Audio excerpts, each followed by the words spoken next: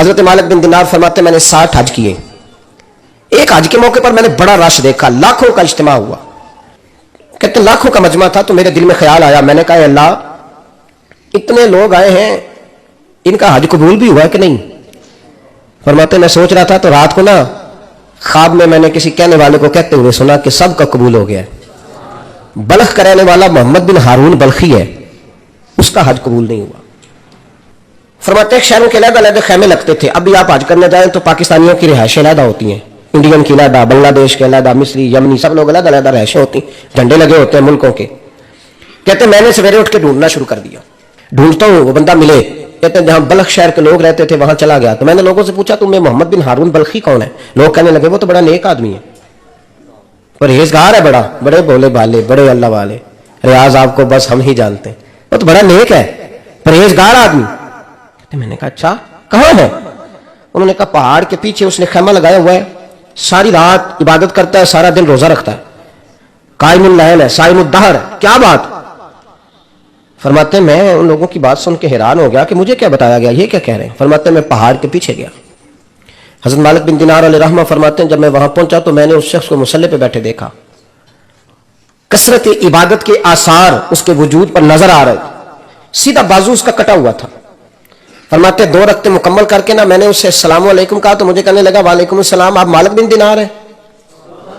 میں نے کہا بڑی اس کی فراست ہے.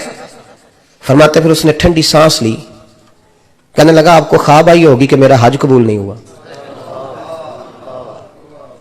فرماتے مجھ پر اور بجلی گری کہ کیا کہہ رہا. فرماتے میں نے کہا یار لوگ بھی تیری تعریف کر رہے ہیں اور تیری بصیرت بھی بڑی ہے, تو یہ ماجرا کیا ہے؟ کہنے لگا آپ نہ پوچھیں. یہ کہہ کے اس نے رونا شروع کیا, دیر تک روتا رہا. میں نے کہا نہیں یار تو بتا. کہنے لگا نہیں آپ نہ پوچھیں, آپ ناراض ہوں گے. میں نے کہا میں نہیں ہوتا, تو بولنا. کہنے لگا حضور 24 سال ہو گئے مجھے حج کرتے ہوئے, 24واں حج ہے میرا, اور ہر سال کوئی اللہ کا ولی آ کے بتاتا ہے کہ جا چلا جا تیرا کوئی نہیں قبول ہوا. بے پرواہی ویک سجن دی جتھے کسے دی پیش نہ جاوے, انہیں تاجا والے در در رولے تے منگتے تخت بٹھاوے, آزم کسے نو کارا ملدا ہی کوئی کعبے و خالی آوے.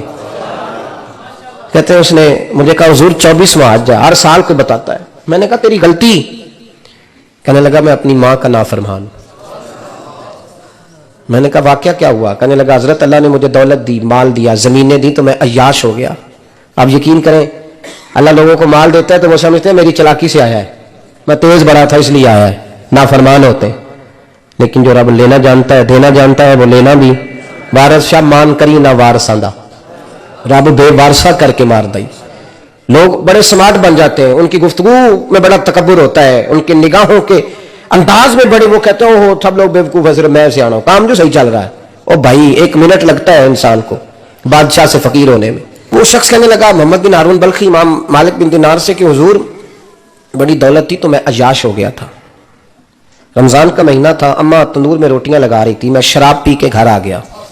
ہمارے یہاں یہ بھی فیشن ہے نا, مہندی والے دن چودھری صاحب کے ڈیرے پہ جوان شراب پیتے ہیں تو پوچھتے حاجی صاحب آپ تو حاجی بھی ہیں, تو ڈیرے پہ منڈے کیا کرتے رہے؟ کہتے میں ڈیرے پہ تھا مجھے نہیں پتا, وہ کار لگے سن. حاجی صاحب آپ کو سارا پتا ہے, اور اللہ آپ سے پوچھ لے گا. یہاں تو کوئی آدمی چپ کر جائے گا آپ کے قلوں کی وجہ سے, لیکن عرش کے مالک کو بھی تو جواب دینا ہے کہ نہیں. کیا طریقہ ہے دیکھیں نا, کول والے دن محفل اور مہندی والے دن اللہ سے صرف دکھوں کا رشتہ ہے, رسول اللہ سے صرف غموں کا رشتہ ہے.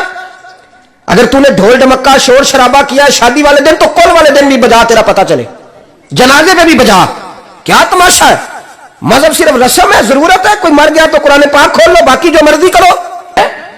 کول شریف پہ مولوی صاحب تشریف لائیے گا ابا جی کے کول ہے, تو میں تو کہتا ہوں بجا نہ بینڈ باجے والا آج بھی, تیرا پتہ چلے کہ یہ دو کام کیسے ہوتے ہیں. تو کس طرح دو کشتیوں کا سمجھ نہیں آتی بات کی. میں تو جاتا ہی نہیں بینڈ باجے والی شادی پہ, میں کہتا ہوں کو مرضی پڑھا لو نکاح, ہم سے نہیں 2 کام ہوتے. اللہ روزی دینے والا ہے, ایک ہی کرتے ہیں, 2 رنگی چھوڑ کے یک رنگ ہو جا, سراسر موم ہو جا یا سنگ ہو جا, موج کرو. ہم اس چکر میں پڑتے ہی نہیں, ہم وہ راستہ چھوڑ دیتے ہیں جو ہماری طبیعت کے مطابق نہیں ہوتا. بس ختم ہو گئی بات. اس لیے غور کریں اور یاد رکھیں اس بات کو. امام مالک بن دینار رحمۃ اللہ علیہ فرماتے ہیں مجھ سے کہنے لگا پیسے آئے تو میں عیاش ہو گیا. رمضان کا مہینہ تھا, عصر کے بعد میری اماں افطاری کی تیاری کر رہی تھی, میں گیا, میں نے کہا شراب پی ہوئی, اماں روٹی دے. تو اماں کہنے لگی شرم کر, شرم کر, روزہ رکھا نہیں تو جنہوں نے رکھا ہے ان کا تو خیال کر. کہتے اما کی بات کا مجھے غصہ لگا. میں کہا کرتا ہوں بد نصیب ہے وہ بیٹا جس کا باپ اس سے بات کرتے ہوئے ڈرتا ہے کہ پتہ نہیں کہاں سے بولے گا. بد نصیب نہیں وہ بیٹا جس کی ماں اس سے بات کرتے ہوئے سہم جاتی ہے کہ پتہ نہیں کون سی بولی بولے گا. بد نصیب نہیں کہ ماں باپ بھی جس سے کھول کے بات نہ کر سکے. حضرت مالک بن دینار سے کہنے لگا اما نے جب کہا میں شرم کر, تو مجھے غصہ آیا, میں نے ماں کو تھپڑ مارا اور میری ماں جلتے ہوئے تندور میں گری. لوگوں نے مجھے پکڑ کے اندر بند کر دیا کمرے میں. ساری رات میں شور سنتا رہا پر نشے میں دھوت رہا. سویرے آنکھ کھلی تو میری بیوی بیگ باندھ رہی تھی. میں نے کہا کہاں جا رہی ہو؟ کہنے لگی جو ماں کا نہیں بنا میرا کیسے بنے گا. وہ میں نے کہا میری اماں کا, وہ تو لوگوں نے رات کو دفن کر دی جنازہ پڑھ کے. تڑپ کے کہنے لگا مجھے کیوں نہیں بتایا؟ تو کہتے ہیں لوگ کہنے لگے تیری مرتی ہوئی ماں کہہ گئی تھی اسے میرا منہ نہ دیکھنے دینا, میرے جنازے کے قریب نہ آئے. حضرت مالک بن دینار فرماتے ہیں جب اس نے یہ بات سنائی تو میں نے بھی اس کے منہ پہ تھپڑ مارا. میں نے کہا تو اسی قابل ہے. کہتے ہیں وہ رونے لگا, حضور دعا کرے اللہ مجھ سے راضی ہو جائے. کہنے لگا جب ماں کی انتقال کی خبر ملی تو میں نے کلاڑی لے کے وہ ہاتھ کاٹ دیا جس سے ماں کو مارا تھا. میں نے ساری جائیدادیں خیرات کر دیں. 24 سال ہو گئے, 24 سال. ساری رات نماز پڑھتا ہوں, روزہ رکھتا ہوں, حج کرتا ہوں, پر ہر سال کوئی آ کے کہتا ہے جا دوڑ جا تیرا کوئی نہیں قبول ہوا. حضور دعا کرے مالک راضی ہو جائے. فرماتے میں تھپڑ مار کے آ گیا. میں نے کہا تجھ سے راضی ہو جائے اتنے ظالم سے؟ امام مالک فرماتے رات کو آ کے سویا تو مجھے خواب میں رسول پاک کا دیدار ہوا. تو نبی پاک علیہ السلام نے فرمایا مالک تو اسے مایوس کیوں کر رہا ہے؟ اللہ تو بڑا مہربان ہے.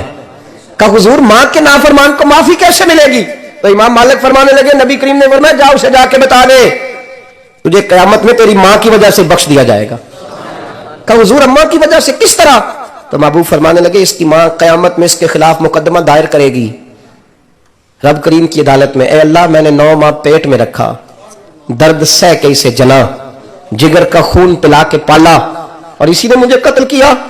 رب کریم اس کی ماں کا مقدمہ سن کے کہے گا اٹھاؤ اس کو دوزخ میں پھینکو, اس نے ماں جلائی تھی اسے بھی جلاؤ. محبوب فرمانے لگے جب پکڑ کر کے مالک اس کو محمد بن ہارون کو لوگ لے جائیں گے نا جہنم کی طرف, ابھی فرشتے گھسیٹیں گے ہی تو پلٹ کے پھر اماں کی طرف دیکھے گا, اور دوسری دفعہ پھر گھسیٹیں گے تو پلٹ کے دیکھے گا, اور تیسری دفعہ پھر پلٹ کے کہے گا اماں یہ مجھے جلانے لگے, اماں یہ جہنم میں پھینکنے لگے.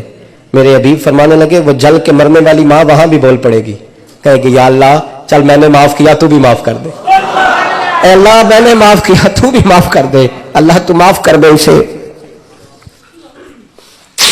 اللہ تو اس سے درگزر فرما, اسے معاف کر دے. میرے محبوب پاک علیہ السلام فرماتے رب کریم کہے گا اس نے تجھے جلایا؟ تو کہے گی اللہ یہ تو بیٹا تھا اس نے جلا دیا, میں ماں ہوں, میرے سامنے جلے تو میں کیسے برداشت کر سکتی. فرمایا اس نے جلا کے مارا تھا پر اسی ماں کی وجہ سے رب کریم اسے جنت عطا فرمائے گا.